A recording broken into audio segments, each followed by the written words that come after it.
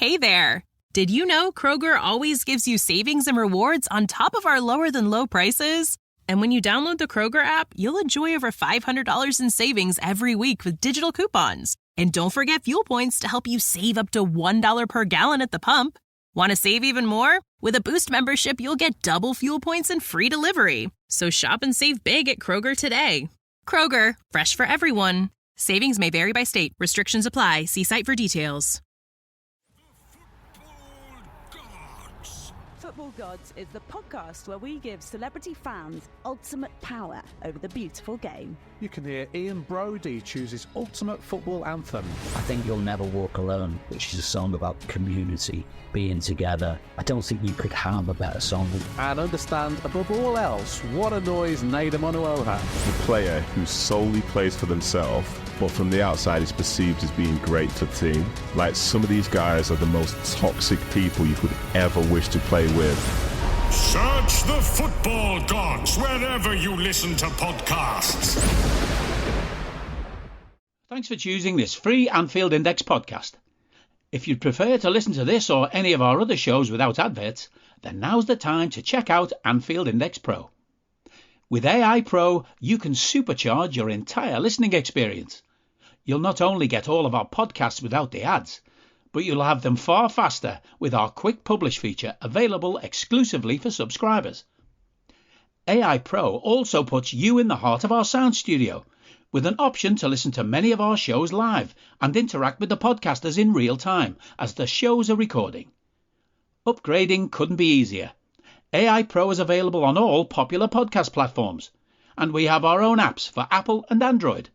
Just head on over to AnfieldIndexPro.com and get started today. Hello everyone and welcome back to Rival Recon here on Anfield Index Pro. I'm Harry Sethi. A week after a disappointing 3-1 loss at the Emirates to Arsenal, the Reds will be looking to bounce back and reiterate their title credentials when Burnley arrive at Anfield this Saturday afternoon. An Anfield that will be fully boosted by the opening of the entire new stand. So a big crowd, the fullest crowd that Anfield had seen for a game ever. So this is going to be an incredibly exciting fixture. And joining me on the podcast just to give us her perspective on what's been, let's face it, a difficult season for Vincent Kompany's Burnley side who look destined for relegation. And to talk to us a little bit about what she hopes for the rest of the season and what could lie next for Burnley if it is to be another season in the Championship. How can they improve? How can they bounce back to make the next campaign in the Premier League more satisfying, I suppose?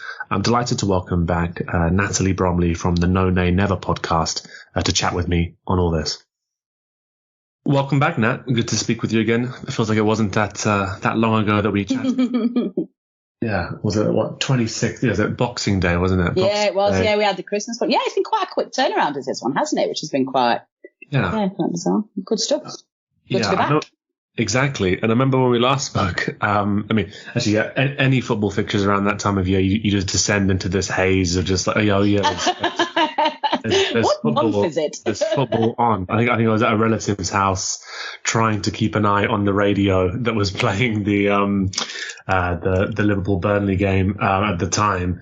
Occasionally, sort of like my attention being like piqued by, I don't know, the commentator getting slightly more excited or whatever. But I had no idea what was going on for quite a lot of that game. But I remember when we spoke before the match, you were pretty. I mean, I wouldn't say you were pretty down on it, but I think you were pretty much of the acceptance that that Burnley were going to go down, and the planning had already begun for what that would look like, and the changes that would needed to be made, hopefully into next season. You seemed very assured around Kompany's position and the fact that he had the confidence of these owners, and again, sort of building ahead for what came next, even if it was to be sort of a relegation sort of fate that met him with his first season back in the Premier League as a manager. I just want to ask you what your thoughts are now in terms of how things have turned around since the new year, and whether you think there's been any shift in any of that we talked about. No, I mean, and I think that's I think that's a pretty excellent and accurate recap of where we were at the Christmas one. Well done, you. I didn't remember something from that. Well done, yeah. Listen, from a Burnley side that is largely unforgettable in this league this year, it's pretty impressive that you've done your homework that much. I think all of that still very much stacks up. I think I would add two things to that. I do think Vincent Kompany is under more pressure than he was at in the Christmas period. Not necessarily from the owners, I'm sure we'll come on to that shortly, but probably more so from the fans. And the only other point to add to that is that I think the season's just gone from being a struggle and not one that's particularly enjoyable to just a pit of misery and despair. I'm going to try very hard for your loyal listener base not to just turn this into episode whatever of misery with Burnley fans. We'll try and keep it as succinct as possible. But yeah, that's exactly where we are this season. I'm concerned that we've just become a bit of an irrelevance this season. We're not being covered the same. There's not even any hype really around Vincent Kompany anymore. We're not in the press as much, and we're just very forgettable. And disappointingly, we're not in games either, so we're not even competing in the games we're in. So, yeah, not a great one, I'm afraid. Yeah, no, I think when that sense of acceptance starts to wash over players, fans, and the manager, I think that's when it can start to become a little bit dangerous, kind of, in terms of just drifting on for however much is left of the season. And even if you are confident, like you were saying when we last spoke, that okay, yeah, sure, but the manager's going to stay in position, already planning for next season. It's all very well saying that, but it's quite, it's an emotional game, and you've got to get to that stage without, people being ready to, I suppose, mutiny or something like that, right? I'm not saying that's no. I think that's correct. You've got, and I think that's something that I don't think our manager and our club are particularly communicating very well. There's very much a fighting message coming out from the chairman and from Vincent Kompany that the aim is to stay in this league and we're going to fight until the end. I'm not entirely sure I've seen much of a fight this season. Maybe not in the fight that football fans. I accept there's probably a different kind of fight that managers and the chairman see than what we see as fans. I think they can be quite different. But that message comes out and then you're just looking at it and you're scratching your heads as a fan thinking, we're 7 points shy of Luton, a team that we were so far superior to last season, and Sheffield United as well. And that is absolutely no disrespect to them. Now that I know we're going down and it's over for us, I'm definitely rooting for Luton to stay up. I'm now turned into a Luton fan. I'm not a Luton fan, a Luton cheerleader for that reason. We've been there, and I think it's fantastic. The feeling for them when you can stay up would be incredible. And I think Rob Edwards has done a fantastic job as well, in many ways, getting it when Vincent Kompany hasn't. So, the fact that we're 7 points behind them, we've lost 17 games, something like that this season. I look at these interviews and these messages and think, at what point do you lose credibility for just talking nonsense? It's almost, nobody wants to throw the towel in, and it's still a professional sports competition. So you have to be competitive, and you have to respect the integrity of the league. But at some point, the club and the manager are just going to have to come out and say, look, it's been a much tougher season than we thought it was going to be. The likelihood is that we won't stay up. So this is what we are doing. This is why we're making these decisions. And this is what our plan is for the next the next 12 months.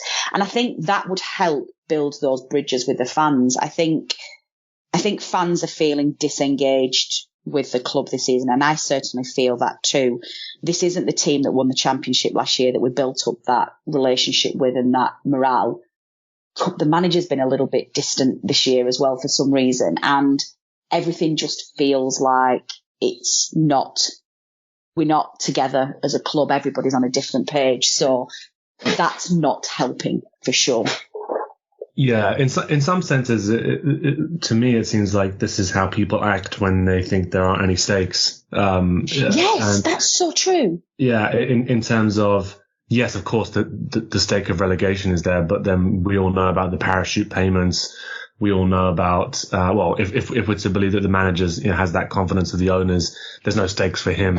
Yes, his reputation takes a bit of a hit, but he can rebuild and start to focus on next season. I suppose as well, you just don't hear people like saying what you just said, right? I mean, I think from fans' perspective, at times it would be refreshing. It would be refreshing for Roy Hodgson to come out and say, I'm underperforming. I'm having to question myself. I don't think it's going as well as I wanted to.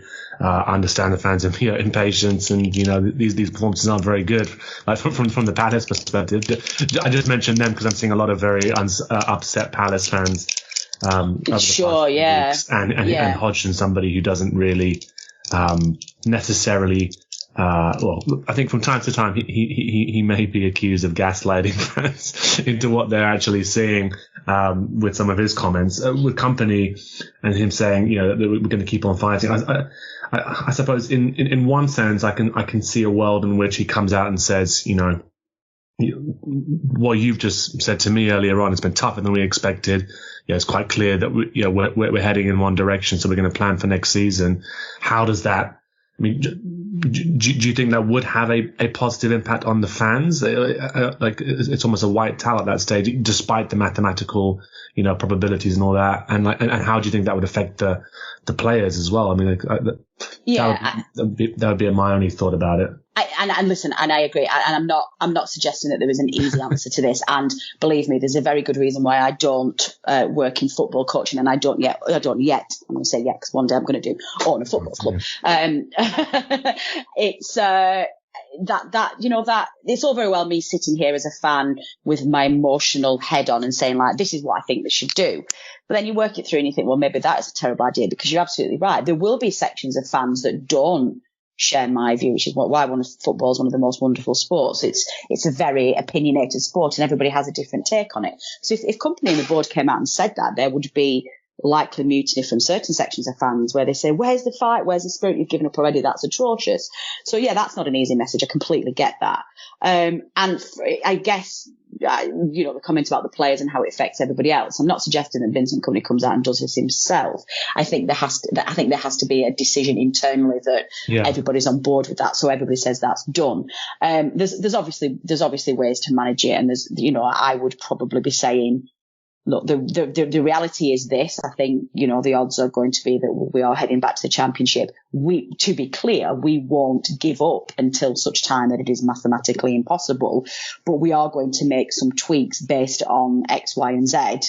So you'll see this happen or that happen, and this is why. I think I was answering the question more in the context of how he builds those bridges with the fans. And to me, it's over on the pitch, like it's done. So I'm almost not interested in any messages that come up about the club, about the football on the pitch, because it's done. You mentioned, I think on the last time we had a chat around maybe some of the reasons why Rob Edwards has done well and Kompany struggled, and it being an admirable thing at times to stick to your principles and to say that, in the long run, this is going to really help us out to stick to these principles. And yes, we might struggle this season, but if we get the experience of how to play this way under this kind of pressure, maybe, it's going to help us be able to handle it in future. But that lack of compromise on the pitch, like you were just talking about there, has resulted in, I would say, from what I've seen anyway, the concession of some really, pretty naive goals in this league, especially when you're trying to scrap the points. And yes, everybody wants you to stick to your style, stick to your philosophy. But like the City game, for example, where I'm not going to suggest for 1 minute anybody expects Burnley to, go to the Etihad and, dominate Manchester City or anything like that. But I think it was the concession of the first goal that I watched where I was thinking, this is like, I remember that goal. Unbelievably naive, dispiriting to be like, well, doesn't matter how hard we've worked in the opening 10 minutes, how we defended around that goal is so bad. Like, and you shouldn't be giving them, of all people, like a goal that easily, right? I mean, there's absolutely. I just wanted to ask you, do you think there has been any attempt by Kompany this season to like have that self-awareness of, okay, I've got my philosophy, but this is, we're really being caught out here. I'm going to need to be a bit more pragmatic and just try and get some results on just nothing. Nothing, no. And that's been, I think that's probably been quite, instrumental in him losing some, not necessarily permanently, but his relationship and his closeness with some sections of the fans because of that. It seemed like the message that I hear from so many fans after every single game is he's just not learning his lesson. Now, again, for Kompany's benefit and playing devil's advocate here, the fans are the best football managers in the world, right? They know everything. And, even though they're not qualified, they've never done any coaching badges, they've never worked in football, fans always know best. We've got a glittering record of trophies. Yeah, definitely. I think all clubs do, for sure. So let's say what we're about to say with a pinch of salt. I mean, your listeners are smart enough to understand where football fans are coming from. I'm sure they think it themselves. So, but just to be clear, this is what football fans say isn't often a reality and also isn't the correct answer. But yeah, that's definitely been a common theme to most games. Vincent Kompany is just not learning his lesson. And I think probably the most obvious ones that we can point to that in terms of evidence is this ridiculously high press that he insists on playing. When you don't have the players to play it and you don't have the defenders who can protect you at the back to do it, that is suicidal. It really is.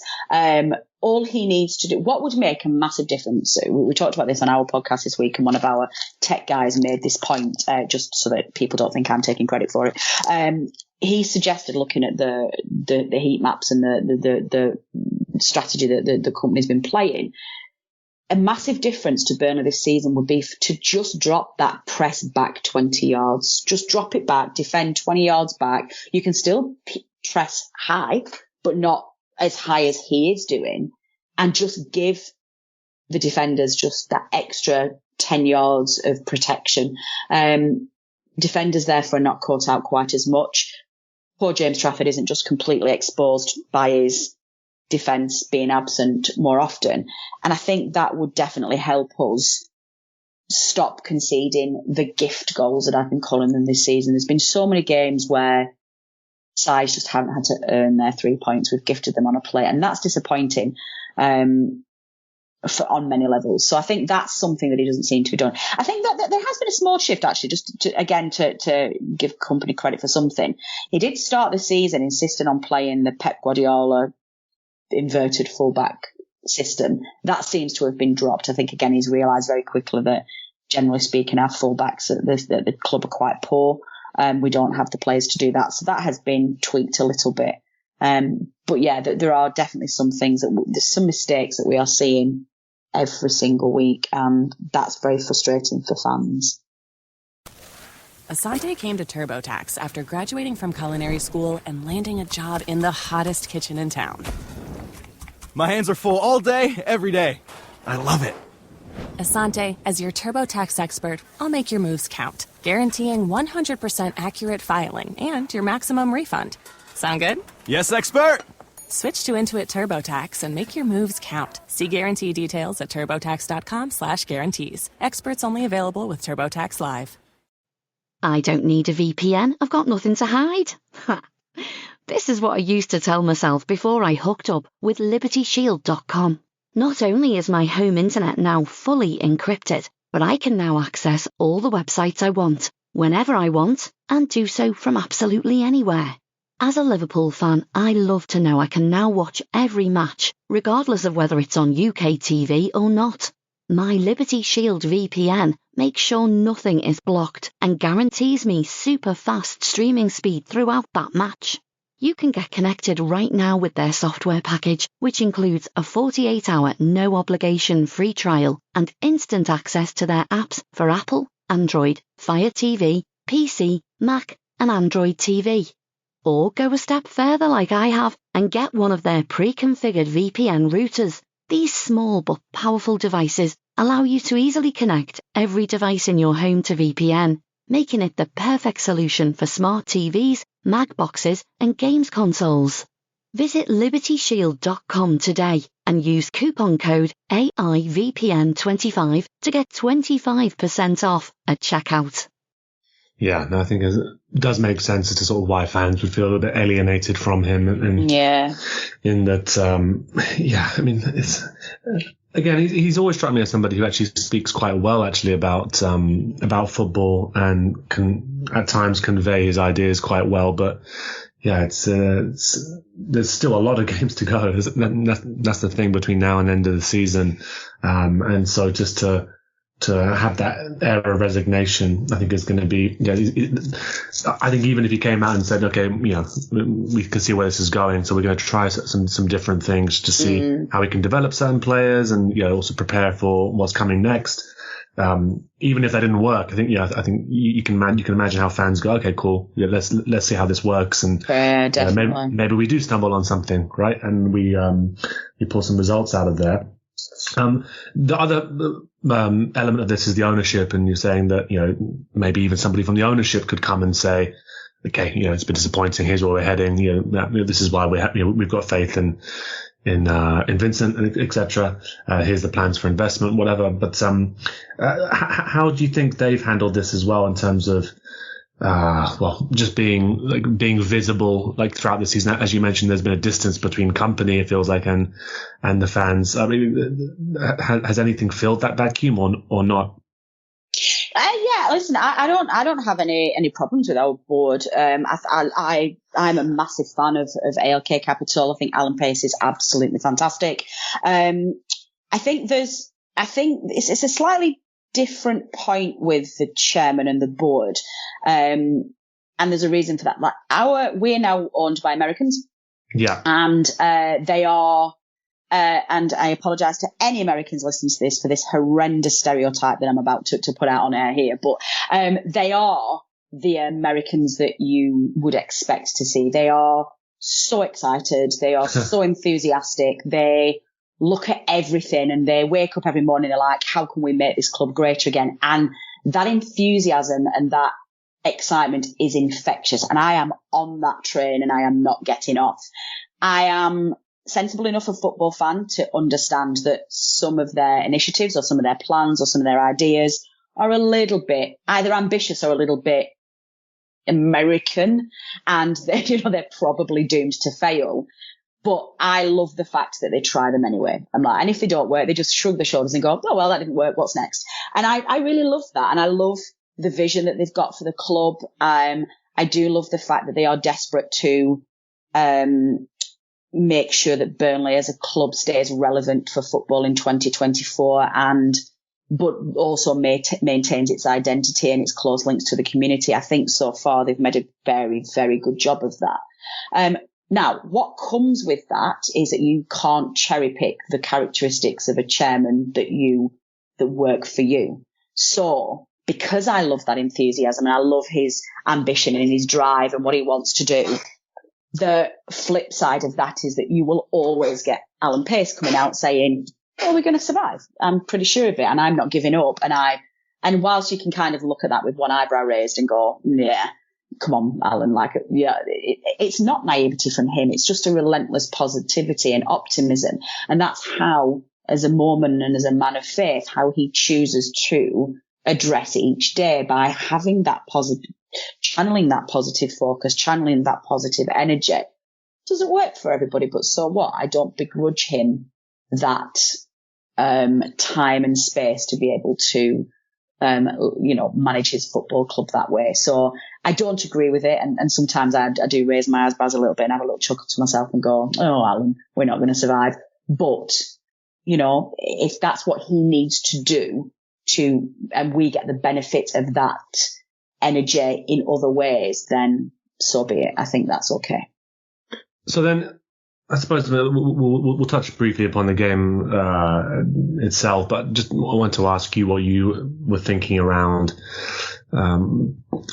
what this side needs to reinvigorate itself next season, if that's in the Championship, and you want to see more of what you saw last season, certainly confidence restored to the side. Are there areas that, having been in the Premier League and seen sort of the way in which Burnley have those weaknesses have been exploited, are there different areas where you think, okay, actually now we do need to reinforce these kind of areas or focus on these aspects of how we're playing, not only to thrive in the Championship, but to make sure that when we do come back up, that we're better prepared for what we need to, or what we're going to come face to face with? Yeah, I think I'm not a technical fan. I've never done my coaching badges and I've never played any higher than school level. So I'm not entirely sure that I can give you a particularly technical answer here. I think there are fans who do that way better than me. But I think where I look at from this is that whilst it's admirable and in some instances necessary to retain your identity and your DNA in terms of your playing style, and that's important, you can't do that all in. You have to make tweaks when you go up a level. You can't just blindly go into a new level like the Premier League and say, this is the style we now play. This is, we can compete with the top six because they play that way. And I do feel that there's been perhaps a naivety in our club that we could play a certain way and it would be fine and we would finish between 15th and 17th in the league and hooray, we'll start again next season. So I think the next time we come up, if this squad and this manager and this board are all still together in 2 years' time, 12 months' time, 18 months, sorry, my maths don't work today, 18 months' time when we're hopefully back up from the Championship and back in the Premier League again, I think there has to be a more realistic look at how they tackle the Premier League and how they try and survive. Because if you insist on playing that style of football and that's all you will play and at some point it will come good, you are doomed to always last one season in the Premier League. And if your business idea is that you want to stay in the Premier League and you want to build from that, and then if you do your second season, you can afford a few better players or you can attract a few better players and you learn, the only way that works is if you compromise some of your ideas and your ambitions in the first season to stay up. Luton are the perfect example this season. They've capitalised on Everton's unfortunate season. They have got it very, very quickly. Rob Edwards has got it. Is it Rob Edwards?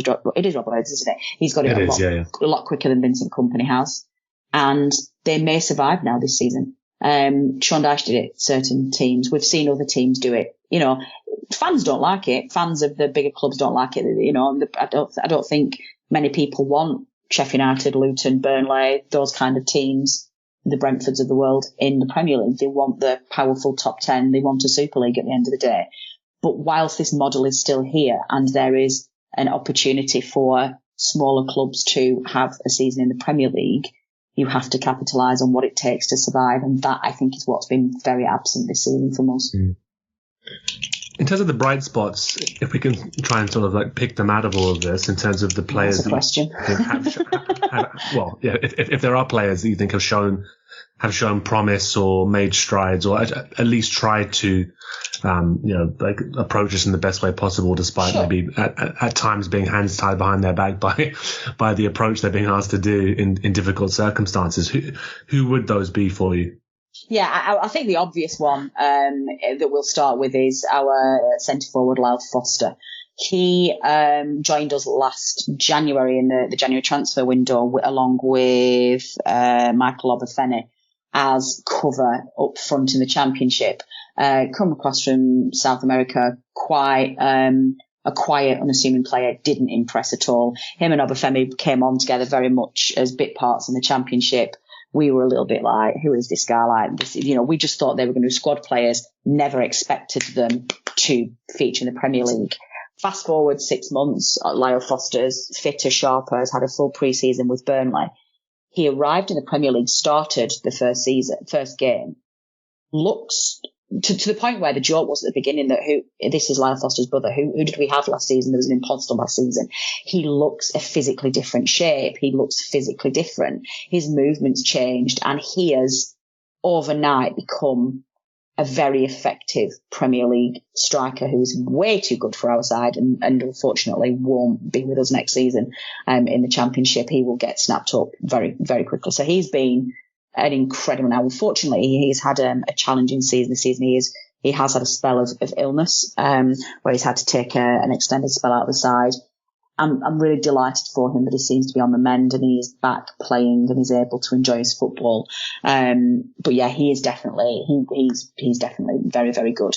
A couple of bright prospects in the younger end of it. Luke Koleosho and Wilson Odeberg, both technically forwards but play more as wingers, both very young, tricky players who are very, very exciting. Wilson Odeberg was supposed to be cover for Koleosho. Koleosho did his ACL end of November, I think it was, or sometime in November, and Odeberg stepped up, and they are both unbelievably attacking and exciting players and very anti-Burnley that we would expect. The only other one that I would mention is our midfielder, Sander Berge. We bought him in the summer from Sheffield United, and we all thought at the time Sheffield United were absolutely crazy to sell arguably their best player to a relegation rival. That's smacked to me of a side that we're going to take the money and run. And no disrespect to Sheffield United, that's pretty much the season they've had. Tricky couple of first games, but is probably one of, if not the strongest player in our side. Will probably get player of the season and also will not be with us next season. So I think probably those four are ones to mention. I remember there being a lot of noise around Sanderberg when he was he's great when he was on the move as well. This weekend, then, I mean, it sounds like it's difficult to get too head up about any of these fixtures at the moment, given sort of the situation that the fans find themselves in. But a trip away to Anfield, 3:00 kickoff on Saturday. What are you expecting in terms of approach from Kompany? Sounds like, from everything you've told me, the same, right? The same approach, and playing out from the back in spite of what's likely to be a press, you think? Yeah, I can't see it. He's not done anything. He's not taken any action so far this season that makes me suspect that Vincent Kompany will change anything. Sure. I think we probably will see all 3 January signings start. We've obviously got a couple of fullback problems, so I expect is it Assignon? I can't remember how you pronounce it. To come in again at right back, and Vitinho to move across and play at left back. I think he'll play Estev at centre half because he looks very good. And what I would probably like to see is Amdouni rested for a little while and bring in Fofana in as that number 10 role. I think what I would like to see from the game is just for us to be in the game. We've spent so much of this season just not in games at all. And it's almost, as I said at the top of the show, we're a little bit irrelevant. We're not competing in any of these games. We're just not in them.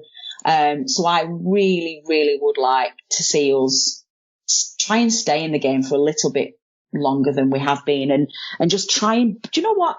Put your backs to the wall for the first half. Just stick 11 men behind the ball. You know what? I think, it's not going to be pretty and Kompany will hate it, but it just gives the players confidence. And if you can get to Liverpool away at half time 0-0, it's a completely different team talk. We've come back from conceding a goal once this season, and that was against Fulham on Saturday. Every other game this season where we've gone 1-0 down, we've lost the game.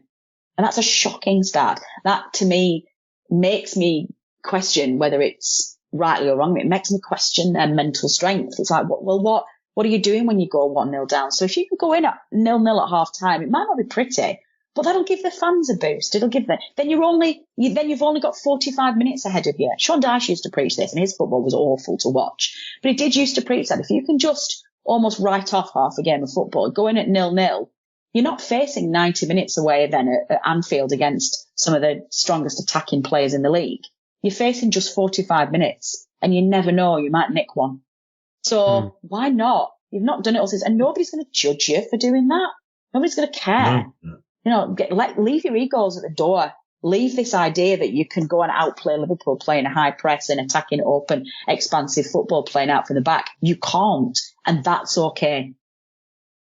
Yeah, it's going to be interesting as well, because I think this is the first game where it will be, basically a full Anfield in terms of that stand, the new stand being completely open, which I'm excited about. I'm going to get up there in a couple of weeks. So that's going to be exciting. But again, coming off of a loss, despite the loss, maybe Arsenal fans may think being handed to them via Virgil van Dijk. That was a mad game. That I watched that. That was two bizarre, sorry to derail you very slightly, but no. Like those, the equaliser and the second goal, two of the most bizarre goals I've ever seen conceded by top flight and top professionals in my life. It was, listen, I'm so sorry to all your listeners, but I did have a chuckle because it's usually us that concede those. So it was very nice that you guys, you were very, what's the word, generous in that kind of goal. But yeah, I agree.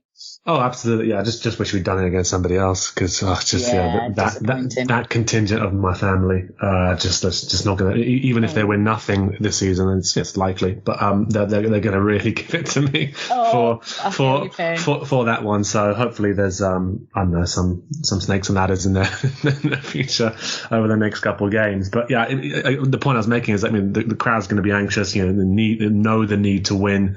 And keep pace. City are probably going to do what they do now in terms of sort of they're in their Death Star period of the season. So really going to have to just win all these games. And that anxiety can get to the crowd if like you say, 45 minutes gone, only 45 minutes to go, and Burnley are in there battling for their lives. We've seen that create tension before as well. So I think it's going to be interesting to see how Kompany approaches it, if he does suddenly decide to change, or if it's going to be sort of the same kind of approach that we've seen throughout the season. But I know you've got to go now, so Natalie, sorry. So thanks. so I'm going to wrap things up. But I just want to thank you, so much for coming on and for giving us your perspective, even if it's been a bit of a dispiriting season.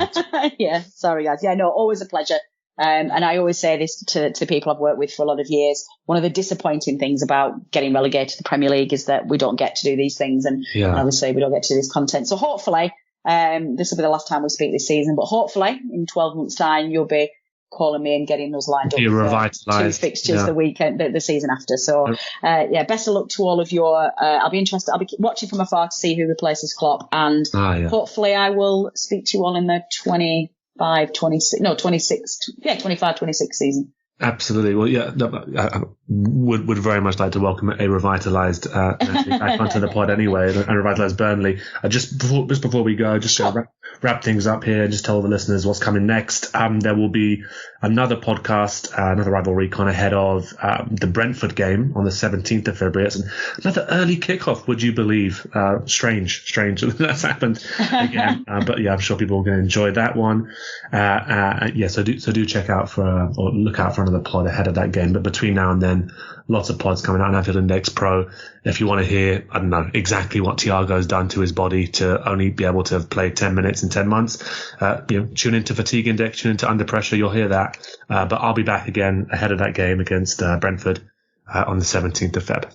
We hope you enjoyed listening to this Anfield Index show.